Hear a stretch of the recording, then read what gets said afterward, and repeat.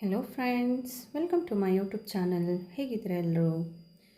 ಇವತ್ತಿನ ವಿಡಿಯೋದಲ್ಲಿ ನಾನು ಸೋರೆಕಾಯಿ ಪಲ್ಯ ರೆಸಿಪಿ ತೋರಿಸ್ತಾ ಇದ್ದೀನಿ.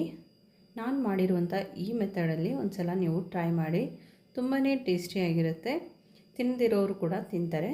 ಬನ್ನಿ ಇದನ್ನು ಹೇಗೆ ಮಾಡೋದು ಅಂತ ನೋಡೋಣ. ಮೊದಲಿಗೆ ನಾನಿಲ್ಲಿ ಸೋರೆಕಾಯಿ ತೊಗೊಂಡಿದ್ದೀನಿ.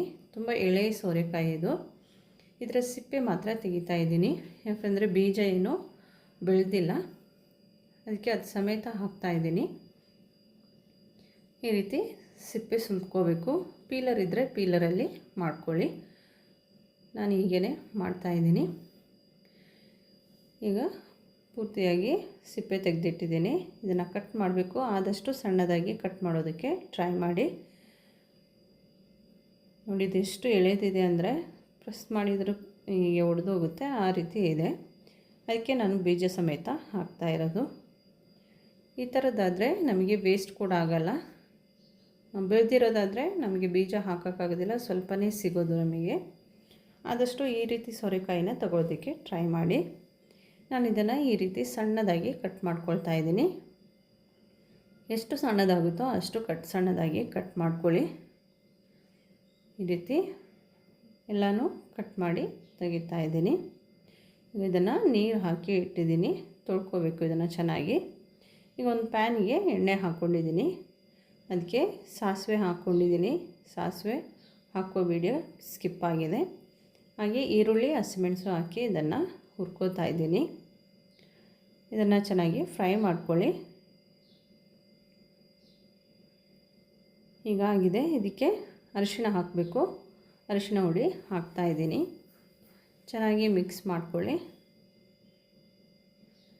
ಈಗ ನಾವು ಕಟ್ ಮಾಡಿಟ್ಟಿರುವಂಥ ಸೋರೆಕಾಯಿಯನ್ನು ಹಾಕ್ತಾಯಿದ್ದೀನಿ. ಚೆನ್ನಾಗಿ ಮಿಕ್ಸ್ ಮಾಡ್ಕೊಳ್ಳಿ. ಇದೇ ರೀತಿ ಚೆನ್ನಾಗಿ ಮಿಕ್ಸ್ ಮಾಡ್ಕೊಳ್ಳಿ. ನಾವು ಇದಕ್ಕೆ ನೀರು ಹಾಕೋದೇನು ಬೇಡ. ನೀರು ಅದರದ್ದೇ ನೀರಿರುತ್ತೆ, ಅದರಲ್ಲೇ ಬೇಯುತ್ತೆ ಅದು. ಈ ರೀತಿ ಚೆನ್ನಾಗಿ ಮಿಕ್ಸ್ ಮಾಡಿದ ಮೇಲೆ ಇದಕ್ಕೆ ಉಪ್ಪು ಹಾಕ್ಕೊಳ್ತಾ ಇದ್ದೀನಿ, ರುಚಿಗೆ ತಕ್ಕಷ್ಟು. ನಿಮ್ಮ ಅಳತೆಯಲ್ಲಿ ನೋಡಿಕೊಂಡು ಹಾಕ್ಕೊಳ್ಳಿ. ಇದನ್ನು ಒಂದು ಸಲ ಚೆನ್ನಾಗಿ ಮಿಕ್ಸ್ ಮಾಡಿ ಇದನ್ನು ಹಾಗೆ ಮುಚ್ಚಿಡಬೇಕು. ಒಂದು 5 ನಿಮಿಷ ಮುಚ್ಚಿಡಿ. ಅಷ್ಟರಲ್ಲಿ ಒಂದು ಜಾರಿಗೆ ಒಂದು ಹಿಡಿಯಷ್ಟು ಕಾಯಿ ತುರಿ ಹಾಕ್ಕೊಂಡಿದ್ದೀನಿ, 2 ಬೆಳ್ಳುಳ್ಳಿ, ಸ್ವಲ್ಪ ಜೀರಿಗೆ ಹಾಕ್ಕೊಂಡಿದ್ದೀನಿ. ಹಾಗೆ ಒಂದೇ ಒಂದು ಹಸಿಮೆಣಸನ್ನು ಹಾಕಿ ಇದನ್ನು ಕ್ರಷ್ ಮಾಡ್ಕೊಳ್ತಾ ಇದ್ದೀನಿ. ನೈಸಾಗಿ ರುಬ್ತಾ ಇಲ್ಲ, ಈ ರೀತಿ ತರಿಯಾಗಿ ಕ್ರಷ್ ಮಾಡ್ಕೊಂಡಿದ್ದೀನಿ. ನೋಡಿ, ಅಷ್ಟರಲ್ಲೇ ಇದು ಅರ್ಧ ಮುಕ್ಕಾಲು ಬೆಂದಿದೆ. ಉಪ್ಪು ಕಡಿಮೆ ಇತ್ತು, ಪುನಃ ಹಾಕ್ಕೊಂಡಿದ್ದೀನಿ. ಇದನ್ನು ಚೆನ್ನಾಗಿ ಮಿಕ್ಸ್ ಮಾಡ್ಕೊಳ್ಳಿ. ಮಿಕ್ಸ್ ಮಾಡಿದ ಮೇಲೆ ನಾವು ರುಬ್ಬಿಟ್ಟಿರುವಂಥ ಕಾಯಿ ಮಿಕ್ಸನ್ನು ಹಾಕ್ತಾಯಿದ್ದೀನಿ. ನಾವು ಈ ರೀತಿ ಮಸಾಲ ರುಬ್ಬಿ ಹಾಕೋದ್ರಿಂದ ಒಳ್ಳೆ ಫ್ಲೇವರ್ ಕೊಡುತ್ತೆ. ಅದು ತುಂಬಾ ಟೇಸ್ಟಿಯಾಗಿರುತ್ತೆ. ಎಲ್ಲ ಪಲ್ಯಗಳಿಗೂ ಈ ರೀತಿಯ ಮಸಾಲ ಚೆನ್ನಾಗಿರೋದಿಲ್ಲ, ಆದರೆ ಕೆಲವೊಂದಕ್ಕೆ ಮಾತ್ರ ಈ ರೀತಿ ಚೆನ್ನಾಗಾಗುತ್ತೆ. ಸೋರೆಕಾಯಿ, ಕುಂಬಳಕಾಯಿ ಇವುಗಳಿಗೆಲ್ಲ ತುಂಬಾ ಟೇಸ್ಟಿಯಾಗಿರುತ್ತೆ. ಈಗ ಇದನ್ನು ಇದೇ ರೀತಿ ಮುಚ್ಚಿಡ್ತಾ ಇದ್ದೀನಿ. ಒಂದು 2ರಿಂದ 3 ನಿಮಿಷ ಕಾಯಿ ಎಲ್ಲ ಬೇಯಬೇಕು. ಹಸಿಯಾಗಿದ್ದರೆ ಅದು ಹಾಳಾಗುತ್ತೆ, ಅದಕ್ಕೋಸ್ಕರ. ಈಗ ಇದನ್ನು 3 ನಿಮಿಷದ ನಂತರ ಓಪನ್ ಮಾಡಿದ್ದೀನಿ.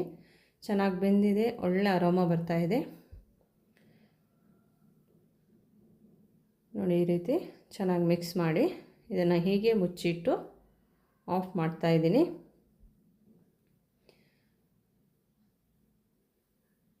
ಈಗ ಇದನ್ನು ಸರ್ವ್ ಮಾಡ್ತಾಯಿದ್ದೀನಿ. ನೋಡಿ ಎಷ್ಟು ಚೆನ್ನಾಗಿದೆ ನೋಡೋದಕ್ಕೆ. ಕಲರ್ ಕೂಡ ತುಂಬ ಚೆನ್ನಾಗಿದೆ. ಲೈಟ್ ಲೆಮನ್ ಎಲ್ಲೋ ಕಲರಲ್ಲಿ ತುಂಬಾ ಟೇಸ್ಟಿಯಾಗಿರುತ್ತೆ. ನೀವು ಒಂದು ಸಲ ಇದನ್ನು ಟ್ರೈ ಮಾಡಿ. ವಿಡಿಯೋ ಇಷ್ಟ ಆದರೆ ಲೈಕ್, ಶೇರ್, ಕಮೆಂಟ್ ಮಾಡಿ. ಹಾಗೆ ಇದುವರೆಗೆ ನನ್ನ ಚಾನಲ್ ಸಬ್ಸ್ಕ್ರೈಬ್ ಮಾಡದೆ ನೋಡ್ತಾ ಇದ್ದರೆ ಸಬ್ಸ್ಕ್ರೈಬ್ ಮಾಡಿ, ನನಗೆ ಸಪೋರ್ಟ್ ಮಾಡಿ. Thank you for watching.